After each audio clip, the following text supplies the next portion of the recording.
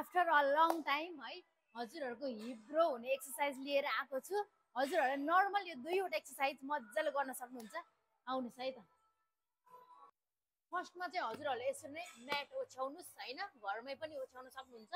र नेक्स्ट भनेको चाहिँ हजुरहरूको यो राइट खुट्टा यसरी नै 1 2 3 तन्काउनुहोस् है, 4 5 6 र सेम नेक्स्ट है 1 2 3 4 5 6 हजुरहरूले चाहिँ यसरी नै 12 अथवा 15 है 12 अथवा 15 चोटि गर्न सक्नुहुन्छ। र नेक्स्ट भनेको चाहिँ यो छ है, यसरी सेम हजुरहरू स्लिप हुनुहोस् होइन, र हात यसरी हिप माथि 1 2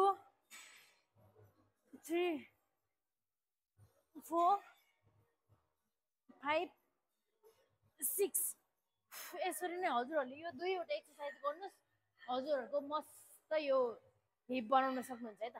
हजुरहरूले यस्तै भिडियोको लागि लाइक कमेन्ट सेयर र फलो पनि गरिदिनुहोस् है।